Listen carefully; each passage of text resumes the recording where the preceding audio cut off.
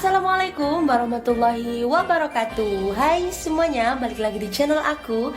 Seperti judulnya, kali ini aku mau ngebahas tentang menu MPASI untuk anak alergi susu sapi. Di video aku yang kemarin, aku udah ngebahas tentang tips sebelum memulai MPASI. Tapi kali ini aku mau ngebahas tentang menu MPASI untuk anak alergi susu sapi ya. Karena kita semua tahu kalau anak alergi susu sapi itu tidak dapat mengonsumsi beberapa makanan ya. Jadi di video kali ini aku bakal ngebahas secara tuntas tentang menu untuk anak alergi. Tapi sebelum itu kalian jangan lupa like, subscribe, dan juga follow Instagram aku. Nanti linknya aku bakal taruh di description box.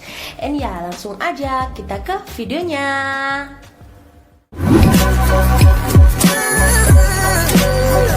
Sebelum kita ke menunya, aku mau ngejelasin dulu kalau di video ini benar-benar pengalaman pribadi aku. Jadi anak aku dia ada yang punya riwayat alergi susu sapi. Jadi video kali ini benar-benar real pengalaman pribadi aku dalam ngasih anak aku MPASI. Oke, langsung aja ke menu MPASI yang pertama. Waktu dia awal-awal MPASI sekitar umur 6 bulan, aku ngasih dia menu tunggal dan satu persatu aku memperkenalkan menunya. Karena seperti video aku sebelumnya, aku udah pernah bilang kalau anak alergi itu harus kita kenalkan secara satu persatu ya menunya. Waktu awal aku ngasih anak aku pisang.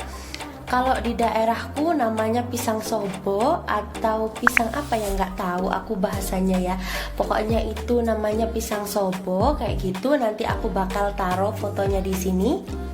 Pisang itu aku nyarinya yang warna merah, yang enggak dikarbit ya. Biasanya ada di rumah-rumah orang-orang, rumah tetangga-tetangga gitu, kadang kita bisa beli dari situ atau juga kita bisa pergi ke pasar. Kita tanya sama ibu-ibu yang jual pisangnya apakah ini dikarbit atau enggak. Misal mau yang dikarbit juga nggak apa-apa sih, cuma kalau anak aku dulu waktu awal MPASI nggak pakai yang dikarbit kayak gitu. Aku terus menggunakan menu tunggal, yaitu pisang itu selama 3-5 hari. Setelah menu tunggal ini aku rasa nih nggak ada alergi nih buat anak aku, langsung aku ganti ke menu tunggal selanjutnya seperti itu. Dan tetap aku tunggu sekitar 3-5 hari, terus aku baru ganti ke menu tunggal selanjutnya lagi. Sampai usia hampir 7 bulan anak aku masih mengkonsumsi buah dan sayur, dan tetap aku catat dan aku evaluasi menu-menu apa aja sih yang buat anakku alergi dan yang enggak buat anak aku alergi. Oh ya, setiap anak alergi beda-beda ya. Kebetulan di anak aku alergi labu kuning. Aku pikir awalnya kalau buah dan sayur itu nggak ada alergi ya untuk anak aku, tapi ternyata anak aku alergi pada labu kuning. Waktu itu pagi-pagi aku kasih dia makan, terus jam 10-an kayak gitu dia sudah ruam merah-merah di tangannya. Dan waktu itu langsung aku stop, nggak aku kasihkan untuk menu siangnya, dan aku coba lagi di beberapa minggu selanjutnya. Tapi anak aku kebetulan dia masih alergi, jadi waktu itu aku masih stop lagi. Kenapa kok dicoba lagi padahal kan udah tahu itu alergi? Iya, kita harus terus mencoba agar dia kebal terhadap alerginya. Oke, menginjak usia 7 bulan, aku lebih banyak mengenalkan rasa kepada anak aku. Jadi, ikan apa aja sih yang boleh dan tidak boleh dikonsumsi untuk anak alergi? Kebanyakan anak alergi itu alerginya ini ya, yang paling basic itu ini. Dan di anak aku juga ini. Tapi ini bisa juga kalau di anak kalian ini muncul alergi, menu-menu ini juga bisa. Jadi alergi itu nggak bisa kita patok, tapi kebanyakan yang pakai ini nggak muncul alergi. Oke, langsung aja ke menu yang boleh dikonsumsi untuk anak alergi adalah ikan air tawar, daging-dagingan, ayam kampung, telur ayam kampung, terus tahu dan tempe. Kalau biasanya Tapi di sini perlu digarisbawahi kalau terkadang tahu dan tempe menyebabkan alergi karena tahu dan tempe mengandung kedelai ya, dan kebanyakan anak alergi susu sapi dia alergi juga terhadap kedelai. Tapi waktu anak aku dia juga alergi susu sapi dan alergi susu soya waktu di bawah 1 tahun, tapi dia makan tahu tempe ya nggak apa-apa, alhamdulillah.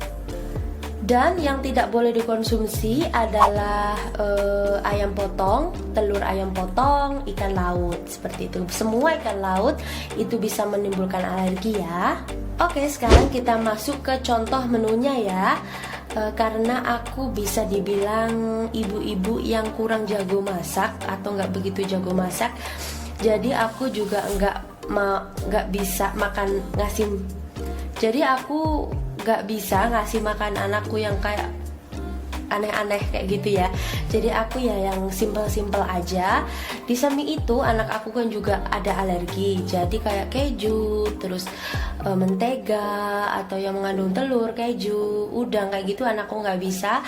Jadi aku pilih yang simple-simple aja. Di sini aku biasanya waktu usia 7 bulan aku udah memperkenalkan anakku masakan rumahan dan nasi tim. Untuk contoh nasi timnya biasanya aku pakai rice cooker, terus aku kasih nasi, daging cincang, brokoli, daun bawang, terus aku kasih kaldu sapi atau kaldu ayam kampung kayak gitu, terus aku kasih air yang banyak biar nanti teksturnya itu agak lembut kayak gitu ya, atau bisa disesuaikan dengan tekstur masing-masing anak. Terus aku tinggal masak deh, kayak gitu, simpel banget kan. Menu yang kedua bisa pakai nasi, terus daging ayam cincang, ayam kampung, terus pakai wortel cincang, kita kasih kaldu atau air, tambah gula garam sedikit. Lebih enak itu menurut aku punya rice cooker khusus ya. Jadi untuk rice cooker keluarga yang gede, untuk rice cooker anak itu yang ukuran yang kecil itu, yang paling kecil itu paling enak. Tapi kalau mau misal dicampur juga bisa. Aku pernah lihat di mana gitu ya, itu pernah dicampur pakai gelas seng kayak gitu, dan itu nasinya itu dicampur di situ, nasi terus daging, sayuran, gula garam, kaldu campur di situ. Yang sebelahnya ini nasi buat keluarga. Jadi yang kayak di gelas, nanti aku kasih contoh gelasnya di sini.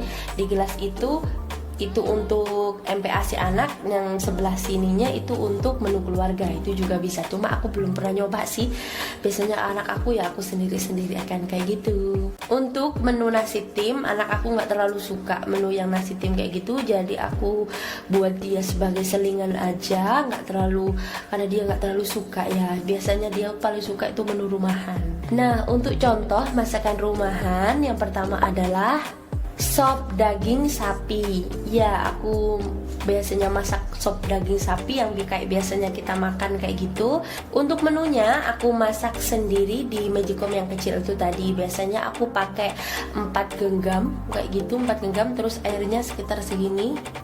Itu teksturnya udah cukup. Caranya nasi, sayur, daging sapi, kuah kayak gitu, itu dicampur di blender atau disaring juga boleh. Kita sesuaikan tekstur setiap anak gitu ya.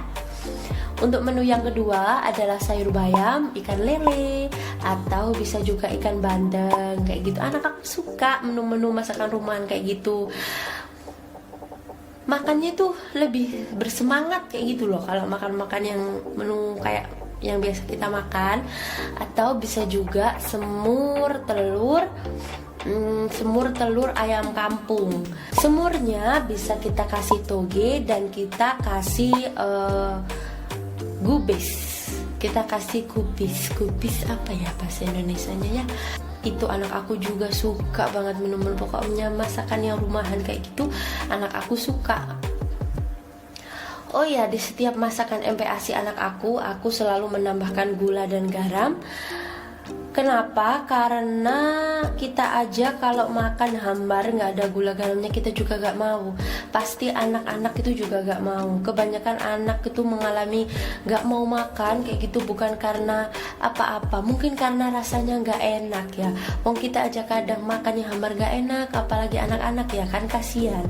Jadi aku selalu menambahkan gula dan garam secukupnya, nggak kebanyakan. Yang penting rasanya itu nggak hambar. Aku juga pernah baca satu artikel di Instagram kalau nggak salah, katanya itu anak-anak itu malah lebih suka kayak gitu dengan menu-menu rumahan. Kenapa? Karena waktu kita hamil dulu anak-anak kan sudah terbiasa tuh makan apa-apa yang kita makan, dia ikut ngerasain, jadi dia tuh lebih suka kayak gitu menu-menu rumahan.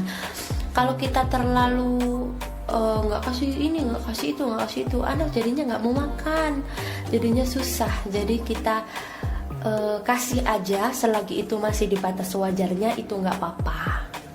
Oke, sekian dulu video kali ini, semoga bermanfaat. Kalau kalian punya pertanyaan atau apapun itu, kalian boleh komen di bawah, atau kalian juga boleh DM ke Instagram aku. Tapi maaf kalau DM-nya nanti agak lama balasnya, karena aku juga jagain 2 anak aku, jadi sorry banget ya. And see you on my next video. Bye.